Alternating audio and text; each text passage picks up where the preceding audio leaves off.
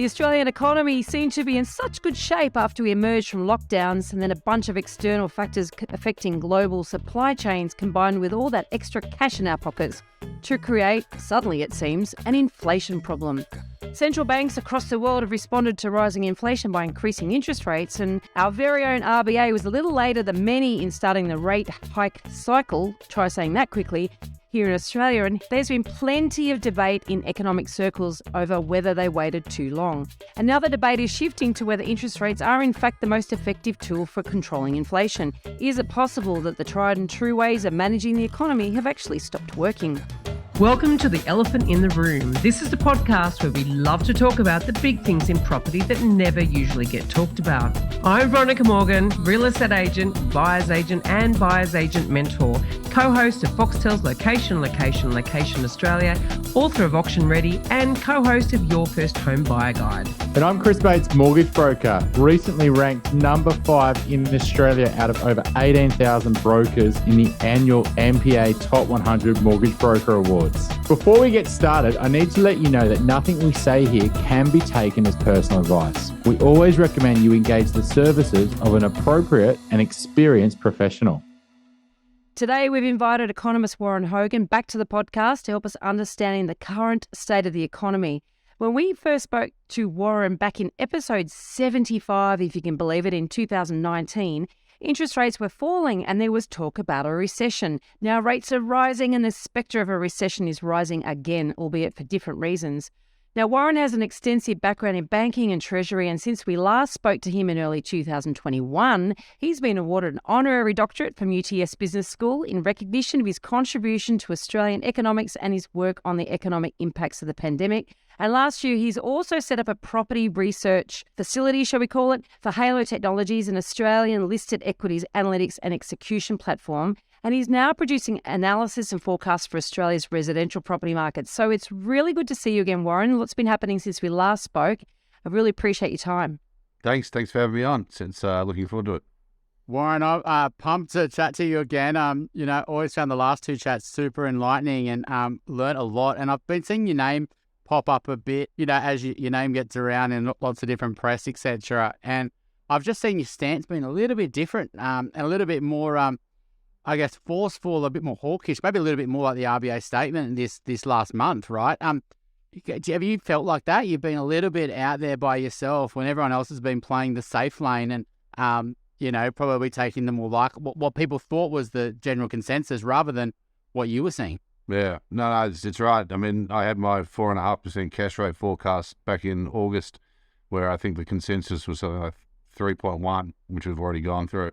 So I did feel a little bit out there, but that's not unfamiliar territory for me because I'm not too scared of being away from consensus. In fact, as a financial market strategist, a bond strategist for many years, the one thing I knew for sure was when everyone agreed on something that's going to happen in the future, that's what wasn't going to happen. So I feel very uncomfortable when I'm near the consensus. I mean, I did actually say to someone just recently that my view of a 4.5% cash rate 6 months ago was my moderate view. I mean, I still think there's a risk that we can go to 5 or 6, which of course is disaster time. And I hope it doesn't happen, of course, but I obviously didn't push that too hard when I was already sort of well above market. But yep, the market's come to us as we're speaking. The money markets are pricing in a 4.3% cash rate, and I've actually revised mine down to 4.35 just because, they're obviously not going to go back to 25 bond increments anytime soon. And yeah, dude, it's just been my reading of the economy, not a real forecast thing. I just think every other economist underestimated how much strength's in this economy, and I think the developments in the property market in the month of February highlight that. People with jobs, interest rates of 5 to 6% aren't too bad for people who want a house, and so they're back in there. And I think that's a problem we've got, though, because we have got this inflation. I mean, that's a really interesting point you said there around no one really, respected the amount of stimulus, the amount of built-up demand plus the problems with supply. Were you expecting, last year to happen? Because we started, I think, 2021, like 2022 is the year that bang, the rates happened that weren't meant to happen in 2024, if you believed that. But yeah, were you expecting that to happen last year, or did it catch you off guard a little bit, just how ferocious, I guess, the increase in inflation was around the world? Yeah, the inflation trajectory really did shock me at one stage, and we were seeing it out of the US particularly early, and that was back when the RBA was making not just the heinous crime of telling us rates were going to stay where they were till 2024, but also trying to tell us, if you recall a year ago, that Australia was different to the rest of the world and that we didn't have the energy shock, that we didn't have the wage story. Well, we do have now. It's just we're lagging. Look, the economy, go back to November 2020 when we knew actually once we came out of lockdowns, we bounced back, that we actually are a much more sophisticated society than a lot of people give us credit for. And we did the right thing. But then once we could go out and spend, we did. And although we went back into lockdown in the Delta lockdowns for New South Wales and Victoria, but there was evidence all the way from the late 2020 that this was not going to cause a major problem in our economy. And then, of course, you just look at the magnitude of the stimulus. I mean, local governments were providing stimulus, let alone state feds. I mean, everyone was in on it. It was throw the kitchen sink time. The RBA did QE, which they've been arguing for years they didn't want to do. Then, the problem is that we still don't know how bad this could get in terms of inflation. Let's cross our fingers that it's starting to come out and it'll continue to, but there's just a massive there's just a massive balance sheet shift from the public sector to the private sector. And that balance sheet capacity is showing up now in everything from consumer spending to businesses hiring. So it's a strong economy out there. It's slowing down now because of these rate hikes, and it will continue to, but it has to. We have to slow this economy down. We're actually in the process of researching our full forecaster report for 2023. And if you've ever read it, Warren, I think you're going to make an entry in this one. We're actually looking at the forecast for interest rate rises, but also for property prices, and reviewing 2022, what was forecast versus what will happen. And actually in doing that, I was quite surprised to see that the RBA was still as late as February 2022, was still really encouraging buyers to be confident that rates were going to stay low till 2024. I mean, that they started, the rhetorics, the words changed a little bit, but they never actually said, oh, that won't happen. And I was actually really astounded because even in my memory, I had locked into 2021, they stopped, but they didn't. They kept right up almost to the wire, didn't they? They started to soften the language, but this is the other problem with the central bank giving a strong public forecast. And, people in markets, traders, money managers, economists, we all learned something early in our careers that is you don't fall in love with your view. Because you go out there with a strong view and then you just fall in love with it. And what it creates is stickiness. You don't change it till it's well beyond obvious you need to change it. And central banks have known that. These guys didn't. They don't have that experience. And that 3 months between, as you said, it ended in about February 22 and started, I think, in late November 21 or December 21, where it was obvious what was going on. And they just didn't have they just got stuck, and it's really sad. But, they're going to pay a huge price. They're all going to go. They're all going to lose their job. The RBA is going to be fundamentally changed. So they're going to pay a very high price for that. Warren, I mean, I guess what did people get it wrong in the last 6 months? Because if you look at the markets, right, they were pricing higher rates, August, September, it was a real freak out moment. Then they really came back, the expectations which you spoke about early on in the podcast that, the market was saying 3.5, now it's gone back up to 4.3.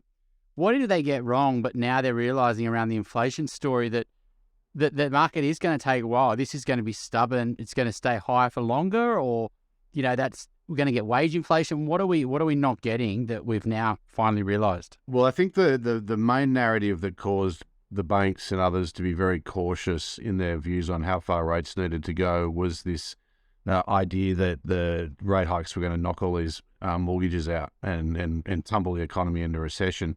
And CBA was leading the way. They constantly were saying the RBA shouldn't go beyond 1.9 and then 2.1 and the other banks weren't much different, but CBA had it as the biggest book, right? And people listened to them. What they missed, though, is that sure, in a market, whether it's a bond market, a currency market, a equity or a property market, the marginal player matters because that's what determines the price.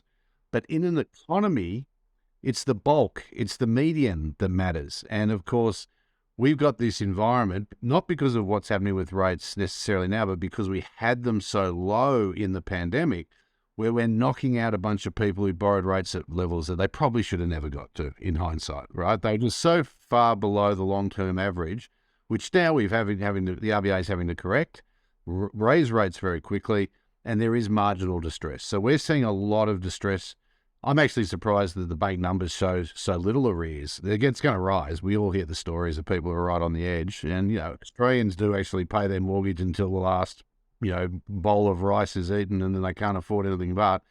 But there is actually a whole bunch of people in the economy, 90% of them, and most businesses, which at a 3% cash rate or a 5 or 6% business rate or mortgage rate are fine. In fact, they're probably fine at another 1 or 2% above this. It's just that marginal player which is in distress. And that's what they focus too much on, because we're seeing now in places like the United States and New Zealand how much momentum these economies have got. And we got a hint of it in the latest national accounts, which, are for the final quarter of last year, but still, they're the latest we've got. That household savings are dipping because they built up all these savings. They're eating into them like they have been in the US and New Zealand. So I think the general theme, to answer your question after that long explanation, is economists have underestimated how resilient people are, how resilient businesses are. And yeah, and I find that fascinating too, because even just digging into the numbers as to those more vulnerable home purchases, obviously the last in, borrowing the highest multiple of earnings, the highest mortgage, loan to value ratio, all that sort of stuff. And if you look at, there's almost 11 million properties out there and roughly 600,000 changes hands every year. So maybe 1.2 million. So that's roughly 10%, right? So would you say that is the sort of numbers we're talking about at the margins? Or is it less than that? It's less than that because, there's a lot of people who transacted who realise that this, the RBA might have said 2024, but there's people like me who never believed them. And I'll tell you, there's a lot of Australians who were smart, who were experienced, who never believed them. The sad thing is the people who believe them are those who are inexperienced, typically younger, or don't necessarily have the capability to, overcome a big mistake like this.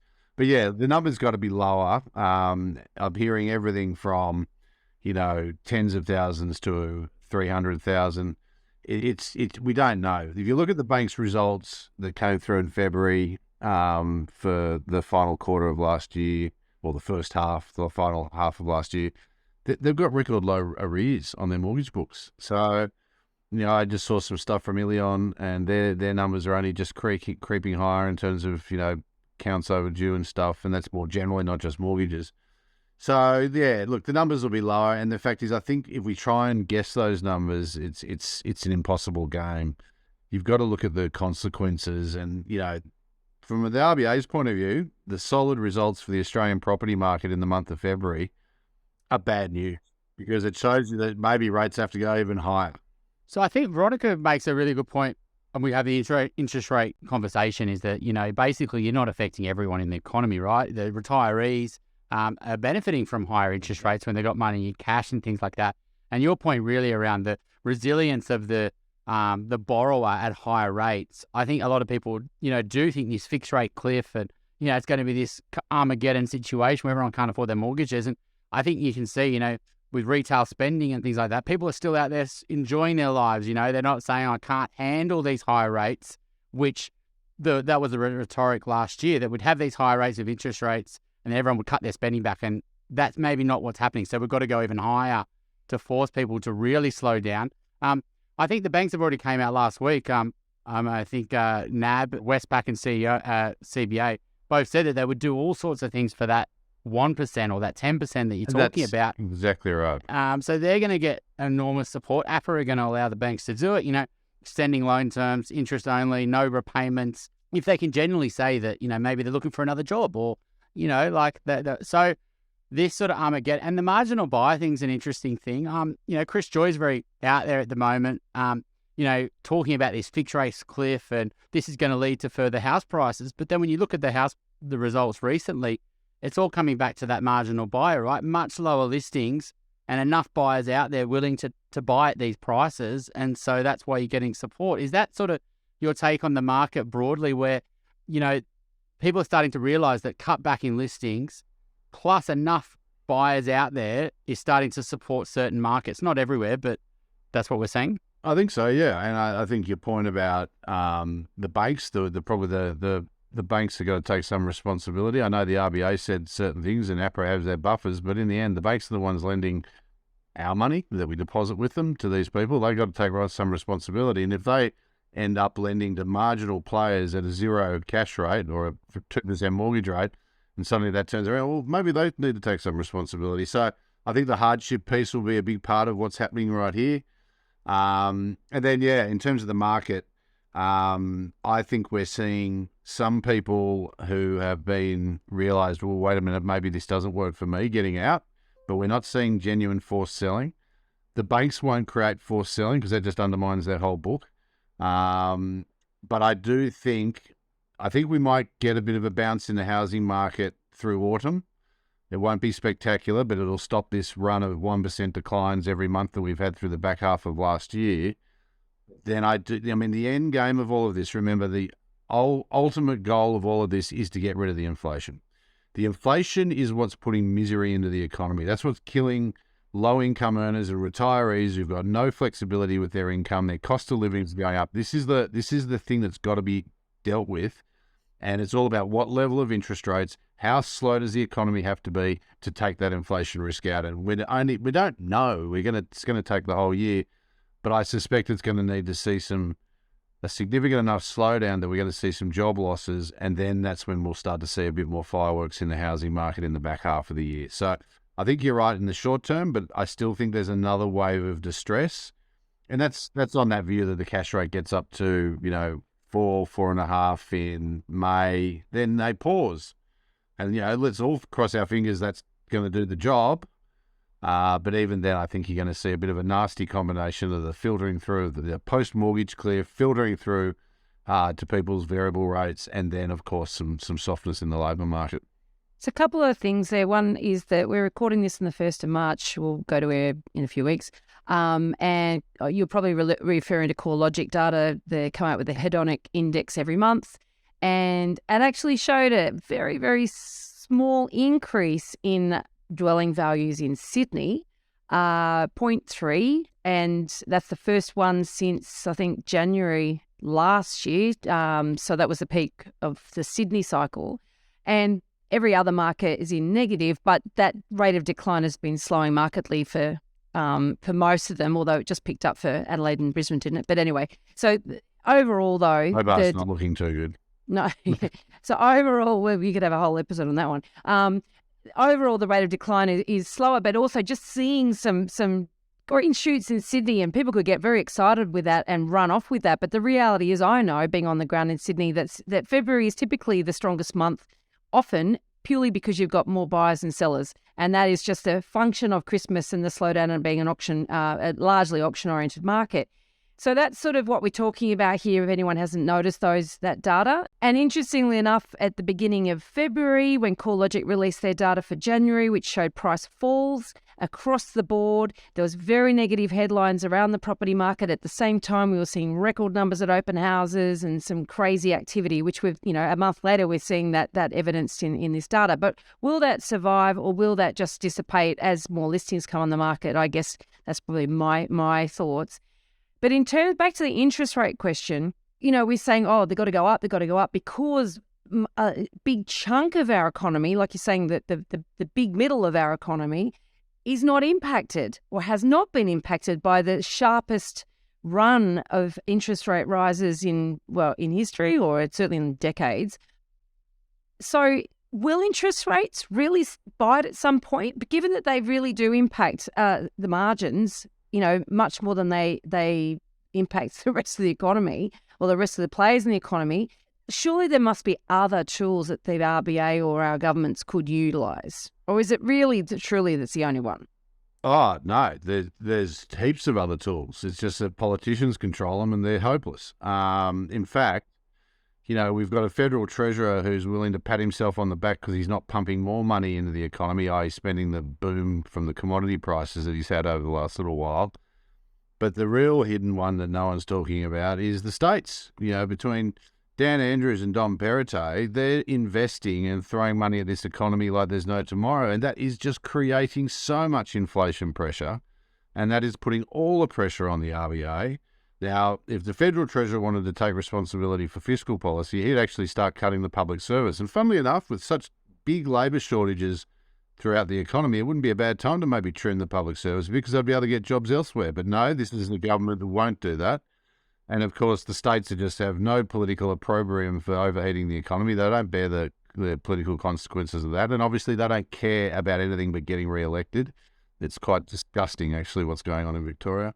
So, yeah, the RBA is left to carry the can. And obviously, they're not just carrying the can in terms of having to raise rates and conduct policy. But, this government will not want any association politically with these rate hikes. So they've been thrown to the mob as well. So, you've got the media ripping them apart, and it's actually skewed the economic narrative in this country like I've never seen before. I mean, we've had the narrative, basically, we're about to topple into recession going for 6 months. The RBA pivoted early to 25-point hikes from 50-point hikes, I think partly due to that pressure. That pressure is partly self-inflicted because they screwed up so much in the pandemic. We've got an interest rate of 3.35% here in early March. It might be 3.6 next week. Mid-March. The US interest rate's 4.75%. The New Zealand interest rate's 4.75%. The Canadian interest rate's 4.5%. That's the biggest gap in history that we've ever seen. We are so far below the rest of the world, it's not funny. So, yeah, look, I mean, the RBA is not only sort of being browbeaten into not hiking quickly enough and putting us at risk of an overheating economy, they're also not being helped by fiscal policy at all. But to get to the point, so that's the political economy of where we lie, and it's sad because we've been so good at managing this economy for the last 30 years. We're now going in completely the opposite direction. But, yeah, you can do heaps to help deal with this inflation. Yeah, you could raise the GST for 6 months by 3 percentage points. And that'd be fairer, wouldn't it? Well, it wouldn't be fairer, but what you could do is you could do 5. Well, it'd be fair in the sense, exactly right. Sorry, fair in the sense that everyone pays for it. Because, yeah, everyone should never lose sight of only 38% of Australian households have a mortgage. Yep. And of those, less than half are anywhere near, a problem. Most people are so far advanced. In fact, I know many people who won't pay off their mortgage because they don't want to hold their mortgage papers. They don't want their banks. But anyway, so if you did the GST by, say, let's call it 5%, but then you used about half that revenue to compensate the lowest income earners, that would be a much fairer way, for sure. But we don't have the political capability to do that. Jim Chalmers has just talked about a 30% super tax, and he's getting mobbed. We're really lost our capacity to be resilient in terms of taking a bit of pain now for future benefit in this country. And talk that super tax as well. I mean, talk about the margins.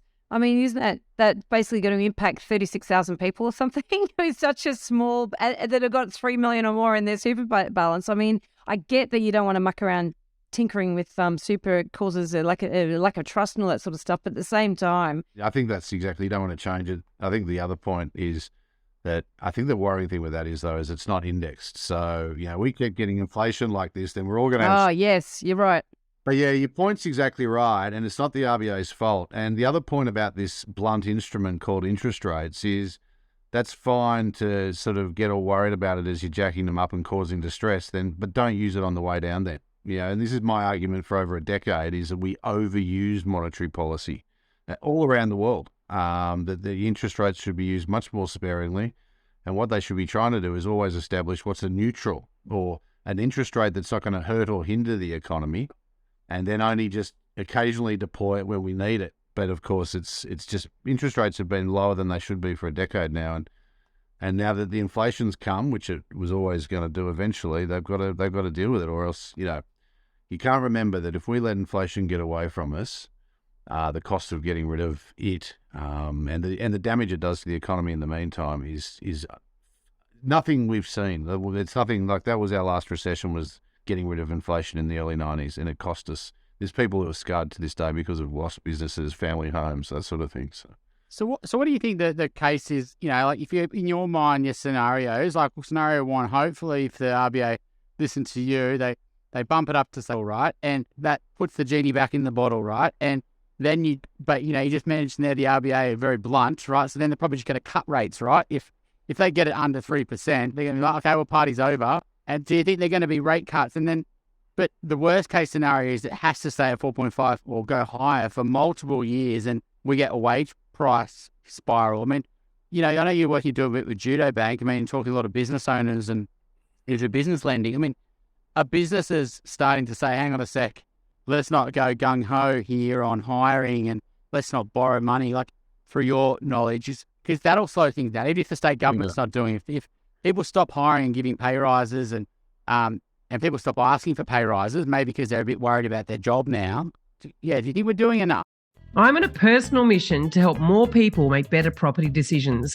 And you can find out all about what I'm working on at veronicamorgan.com.au. And there you'll find resources for first home buyers, details about my buyer's agent mentoring program, access to suburb help for investors, or if you're looking to buy your dream home or an investment property in Sydney's inner west, eastern suburbs or lower North Shore, you can connect with my team at Good Deeds Property Buyers. If you're thinking about buying your first home, upgrading to a new one, or purchasing an investment property anywhere in Australia, we would love to carefully guide you through this journey and importantly get the finance right. Please reach out via our website, wealthful.com.au. Don't forget that you can download our free full or forecaster report. Which experts can you trust to get it right? theelephantintheroom.com.au.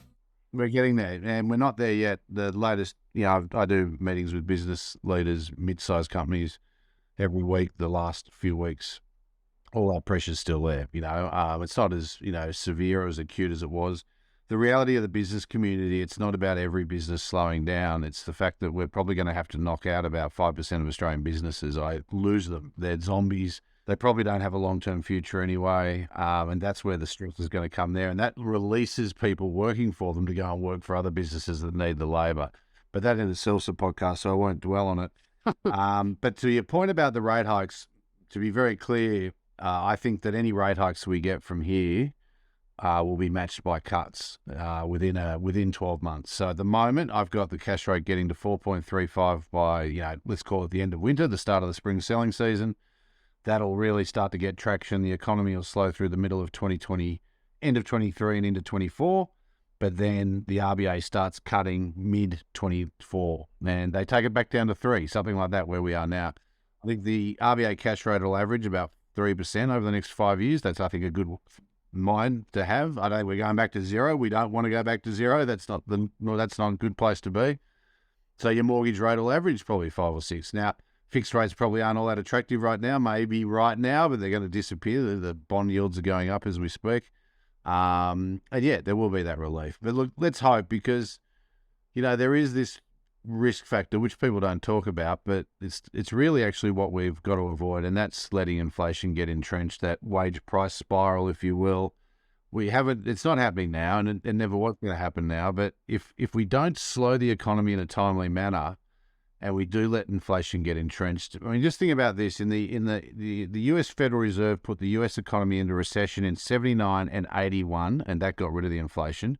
We put the economy into recession in 81, 82. It didn't get rid of the inflation. Then we did the financial crisis to end all financial crises, or the biggest one of our 20th century in the early 1990s, late 80s. And that got our cash rate up to 17%. That's the scenario we've got to avoid. That's the interest rate going up to 7, 8, 9%. And can you imagine, if we're talking about distress in housing at 3% cash rate, imagine what a 7, 8 or 9% cash rate would do. It would destroy the economy. So the question I would pose, and I think the governor sort of tried to do this in his parliamentary testimony, is how much are we prepared to pay to ensure against that not happening? And if that's 1 or 2 25-point hikes more than we need, I'll take it. Because the problem is everyone's looking to just the golden outcome, the miracle outcome, and that's not the way life works. It's risk management. We don't know the future. You've got to, and the other thing is, which I think a lot of people are talking about, is the RBA do have to pause because there's lags. But the judgment of that pause has to be what's the right level. And then this comes back to, I think, your first question, why did I think rates were going to have to go higher than what everyone else said?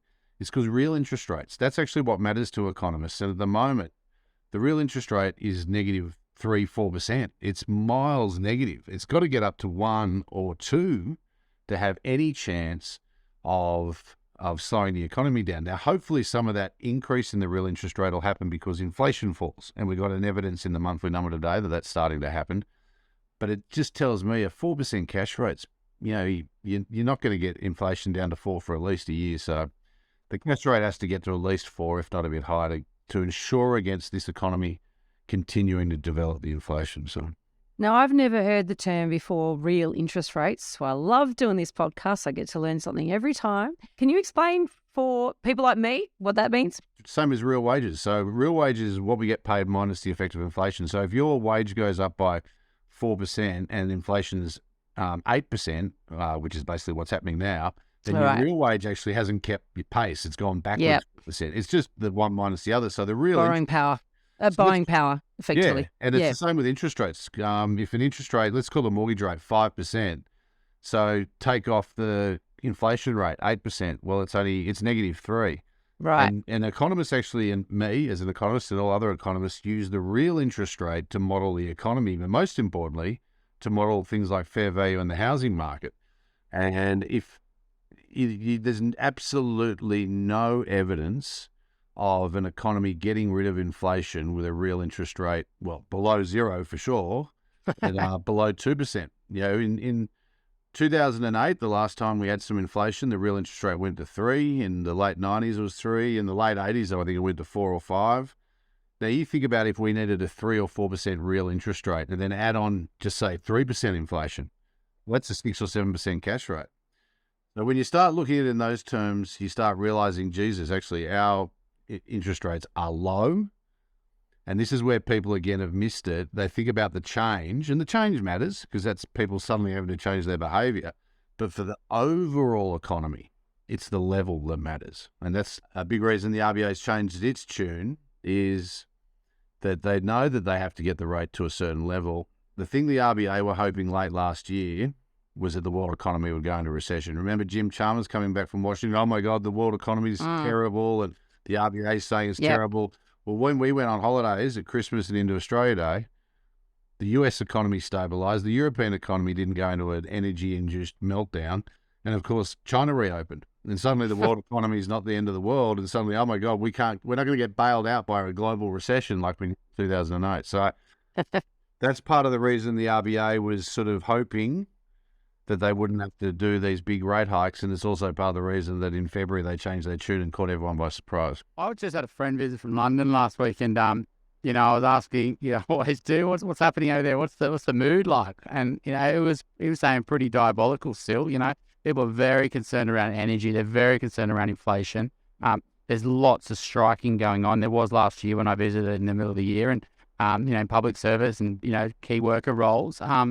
We haven't really got that here, right? We haven't got that mass. People are really upset because they can see the inflation is going to be quite sticky and stick around, and they're looking at their real wage and they're going, well, interest rates are going up. So maybe that's, a thing that could be down the line for us if we do see it to stick up. You're going to see a lot more people, fighting for more wage increases, and that's the last thing we'd want right now. Warren, in that scenario where rates do go over tight, and it's like a car crash, right? You understeered and you oversteered and you understeer, and at some point you crash, right? And I think that's obviously what's happening with rates, right? We understeered, we went too low for too long and kept them down too long. Now we're going to oversteer it. We're going to if we did manage to pull it off, right, and we get inflation under control, is there a benefit to our economy just through that couple of years of higher inflation to our government debt, assuming we could go back to pretty lower rates? Yeah, because inflation, governments have got a lot of debt around the world, right? Post-COVID and even before going into COVID, that inflation eats away at that debt, and then we get it back on lower long-term bond yields. Could they have just miraculously pulled off a bit of a arbitrage over a couple of years, or is that sort of wishful thinking? No, that's the thinking that some people think is the right way to go about it. And I think ultimately it's going to be the reality, no matter, even if you get people like me who really think that inflation's a terrible thing for everyday people, rather than just being some economic policy tool that it hurts people. I think we're going to probably end up averaging 4% inflation in the next 5 years, and that's going to help the government's financial position. But that's not going to help, the bottom 30% of our society's incomes or our retirees on a fixed income. So I think it's the reality. But, the thing is that even wanting 4% inflation, you still got to get rates up and you still got to slow the economy, because the risk is not 4%, the risk is 20%. Because you go back in time and look at all the inflation episodes, they're all 20%, whether it's World War I, World War II, 1970s. The initial shock rarely pulls up after 10%. So, look, I think there's going to be a reality. I think if we can average 3% inflation in the next 10 years, we'll have done a great job. The problem is that Jim Chalmers and Anthony Albanese will put more political value on avoiding recession than getting rid of the inflation. No matter, even though I could try to explain to them that the most vulnerable in our society, who theoretically are their core constituency, at least historically they are going to be hurt by this. But I think Jim Chalmers, when he worked for Wayne Swan, thought that they were the greatest thing in the world because they avoided a recession in the GFC, when we know that it had nothing to do with the Australian government, that it was China. But anyway. Yeah, China on that though, like international students, and you look at migration numbers. It's going to be a roaring comeback, right? And the numbers are higher than they were, right? And they've got money and they need to be housed. Yes. And there's an undersupply of Sydney and Melbourne apartments already starting to come through because, that construction boom ended actually 5 years ago. It wasn't a pandemic thing. That was starting in 2018. Yeah. I think this is a real, again, why our economy risks being too strong, not too weak, where all the narratives have been about it's weak. But it's not the reality, I don't think. I mean, on that point, then, if you said, look at our economy pre-COVID and post-COVID and how our economic rank, I guess, do you think that Australians are in a better place than we were? Or do you think that, because everyone probably had issues. So, everyone, maybe their economies aren't growing as strongly or maybe too strong. But, do you think we've climbed the ranks or? What people don't understand is why the economy was lackluster pre-COVID. So there's two features of the 7 years before COVID that, I think are the most important. One is we were having a hangover in many parts of our country from the biggest mining boom in Australia's history, and probably one of the biggest mining booms the world's ever seen in terms of deployment of capital. And, you can see that in the WA and Northern Territory property markets to this day. Mm-hmm. So that kept things lackluster. There was just projects rolling off.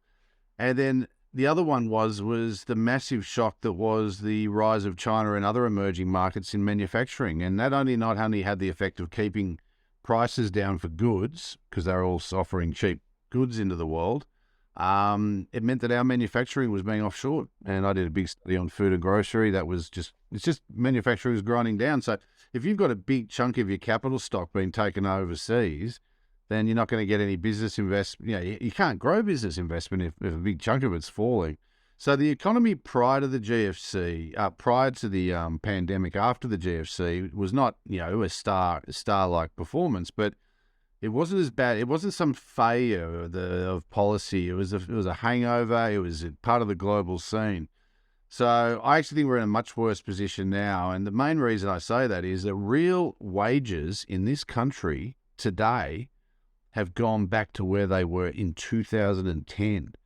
That is the biggest backward step we've seen in 2 generations. I mean, one of the hallmarks of modern Australia, the Australia we know, you have to be older than us to know this. Older than 50, I'm 50, so you guys are what, 32? God love you. So modern Australia was built on everyone going up. There's this myth about real wages under the coalition prior to the pandemic. Well, they weren't spectacular, but they're up 1% every year. But the point is they're going up. And 1% every year means a lot. It's when you take a minus 10% in 3 years, which is what we've just seen, that's devastating. So I think, if what you think of an economy is not just its ability to generate wealth for people, but it is about what the people in that economy experience and what kind of a society runs around it, we're going backwards. Because I don't think it's unsolvable, but I think we have to. The big thing that people miss is that interest rates were out of whack when they were low. What we're doing is putting them back into the right spot, and of course that's going to cause pain. But if we don't take that pain, then we're just going to elongate the misery. So look, I'm actually very positive on Australia on the next 5 to 10 years because we've got everything the world wants. We're smart, and as long as we can get our economy back on that even keel that the governor talks about, which is essentially back to an equilibrium, then we're off to the races again because we've got the natural resources, we've got the smart workforce, we know how to do immigration effectively and handle it from a social point of view. So I'm bullish. So look, I think another 10% fall in property prices, then pin your ears back, they're going up 30% the following 10 years. We'll quote you the full forecast report. But big problem with that, particularly with immigration, is this property shortfall, housing shortfall. I mean, That's putting we've huge got pressure on rents. yes, huge pressure. We literally just interviewed Leo Patterson from the Tenants Union in New South Wales. So that'll be an interesting chat around that too for you listeners. But, you know, and there's no real light at the end of the tunnel either, you know, because there's a shortage of supply and you've got increasing immigration. And obviously the student numbers are coming in at a rapid rate of knots as well. People living in tents, and this is not hyperbole here. This is actually last night on television, it's 12-month anniversary of Lismore floods. I know that there are people still from the bushfires back in the end of 2019, 2020 summer, down the south coast, still living in tents, still living in caravans. Yeah. So that's people displaced by natural disaster, let alone, you know, everything else that's been going on. You know, I mean, that's the thing is that then you get these state governments who want to go and build infrastructure, which, you know, that's fine, but build some houses in the meantime. And what's the disconnect? I mean, like even you're talking about the state governments, the disconnect between the federal government in terms of inflationary or measures that are worsening inflation. There doesn't seem to be any cohesive approach to any of this stuff from our governments. Yeah, there isn't. I mean, they are, they're lucky when they get it right. So, but us voters, I mean, if we're not educated enough, I mean, this is a little bit complex stuff. I mean, it's very complex. You've alluded to some important points. So, first thing is that one of the reasons our housing market over the last 50 years or whatever has actually performed okay is because we rarely overbuild. We rarely create an oversupply. So remember back in the GFC, the absolute wastelands were Southeast America, Spain, where they literally, in China at the moment, where they're blowing up off apartment blocks, they overbuilt. That's diabolical because your overhang creates downward price pressure and hurts household balance sheets. We don't do that. But the flip side of that is that we don't build houses until we have a shortage, and that creates problems. Now, the normal problems is, rents going up, headship rates having to rise, people moving in because of that. And it's an inconvenience, it's a cycle. But at the moment, because of the nature of the pandemic and the underbuilding combined with the sudden opening of the borders, I think you're exactly right. We're in a rental crisis mode. I think we've started it and we haven't finished it. And the sting in the tail of this is that rents are the biggest component of the CPI. Yep. That's going to keep putting upward pressure on inflation, measured inflation. So, look, how do we fix it? Well, maybe this is when an ALP government goes and taps Stockland and Lend-Lease and whoever else on the back and says, we need you to build that suburb of 50 apartment blocks now. Now, look, I don't think that's a great way to do it forever, but we've got a particular point in history potentially. But potentially some rent controls, right? Like that creates a long-term problem, though, because what you do is you keep rents too low, and then no one will build any future apartments. Yeah. What's your thoughts? I mean, you mentioned there around the idealistic world is that the economy supports everyone, which I'm on that boat as well. But ultimately, the society we're building is not supporting everyone. There's real wage growth in some segments to some part of the population. Do you think, in some sense, that we're becoming a little bit like America in that way, that inequality is starting to get out of control? There's a lot of people who've done really well out of the last few years and continue to do well when real wages have gone back to 2010. Do you think that that's starting to become a real problem in Australia, similar to Yeah, that's the idea of the working poor. Look, I think we're going to look at that's going to be an issue in the short term. I think it's an issue emerging now. You can see in the wage data the reason wages aren't moving up overall is because it's the people who are on enterprise bargainings and awards that are stuck for multiple years, and they tend to be the ones who are, paid the least. And so, the people who can negotiate their pay each year with their boss, they're getting 5% because, it's a pretty easy case to make. Do you want me? My cost of living's gone up. And you can see that in the data. So, I mean, the irony of the labour market story is that in this particular shock, which it wasn't a wage-related inflation, it was a pandemic supply chain goods price inflation, is that the flexible labour markets, the ones all the left politicians, the Labour parties of the world, don't like America and the UK, that they're too flexible, we need to give protections to workers. Well, they're the ones where the wages were able to adjust. And it's the regulated markets like Australia and Europe where we've tried to support workers, but their pay won't move. So their real wages have been killed. So there's that piece. The other piece was the nature of the fiscal stimulus in the pandemic. Unfortunately, although JobKeeper was the right idea, it's feathered a lot of nests, is a reality. I see this shock to inequality in our country in the last few years. It's probably not going to run its course for another few years, but it's not part of our culture. So I think we will get back on track. But it's this one-off episode. And the funny thing is, it's happened against the best interests. It's because we've tried to look after people with JobKeeper.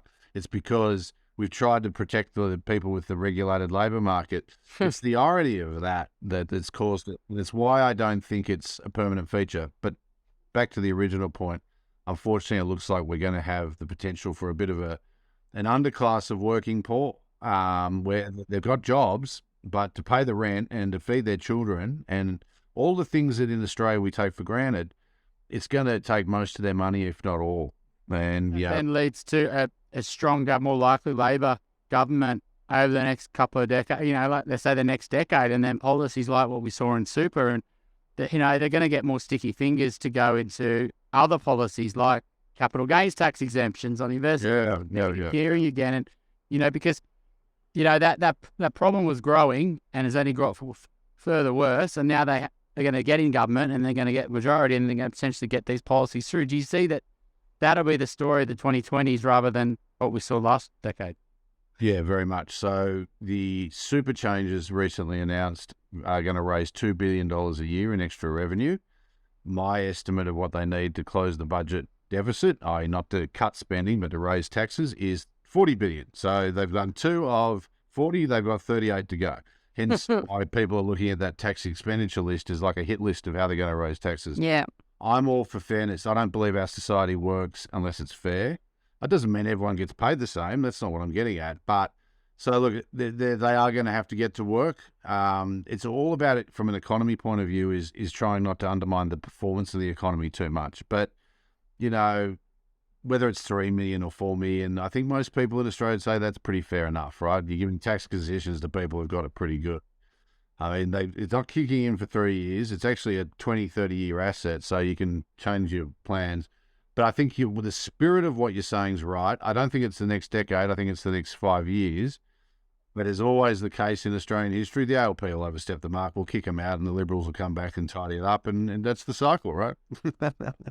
Warren, have you got a property Dumbo for us? I know you've been a couple of years. I'm sure you've had some other stories. A story that, something happens, ideally humorous. You caught me by surprise. I'd forgotten about this. I can't even remember what the last one was I said. Look, I've been the economist. I like to think of the 5 or 6 properties I've bought in my life. I've got the cycle right. I actually did a little map and picked out that I'm not bad on the cycle. I probably made, $100,000 in total out of doing that. But my family, my sisters, their children, I try to tell them that now, is not a good time. Wait 6 months or this.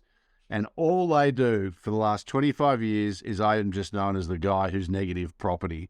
But the history is that I have at least half my family members who have bought their house at the top of the property cycle, whether it was in 1989, 1999 or 2008, because they didn't listen to me. So there you go.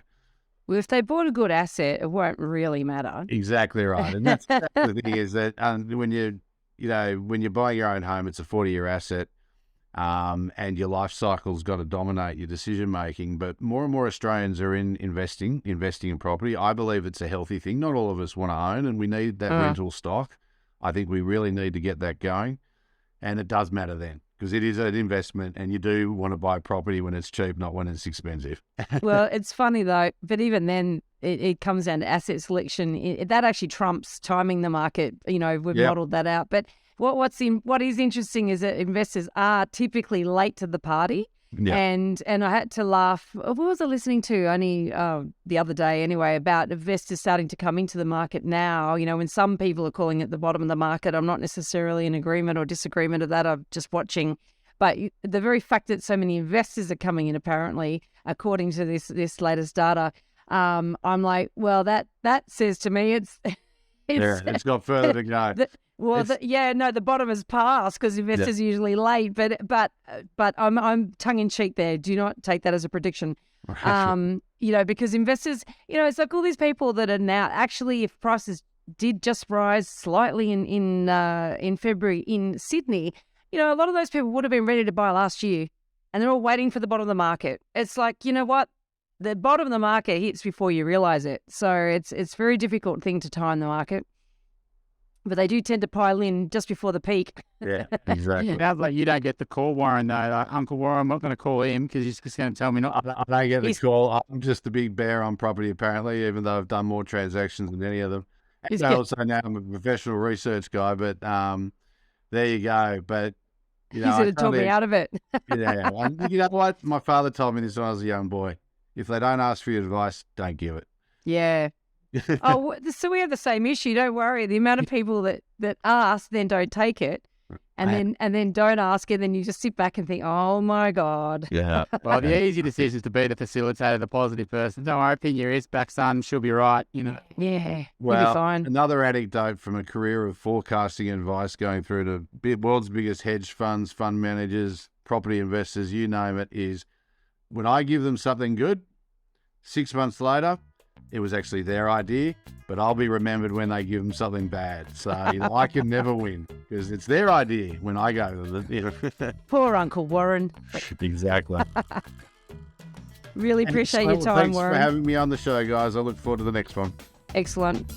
If you have a question that you'd like us to answer in an upcoming Q&A episode, you can send us a voicemail or written question via the website, theelephantintheroom.com.au, or you can email us directly at questions@theelephantintheroom.com.au. If you like what you're hearing, please share this episode with others you feel would benefit. And while you're at it, why not leave us an iTunes review? 5 stars would be great. I know that sounds a bit cringy, but we have it on good authority that every review helps make it easier for other people to find out about us and hear what our amazing guests have to say.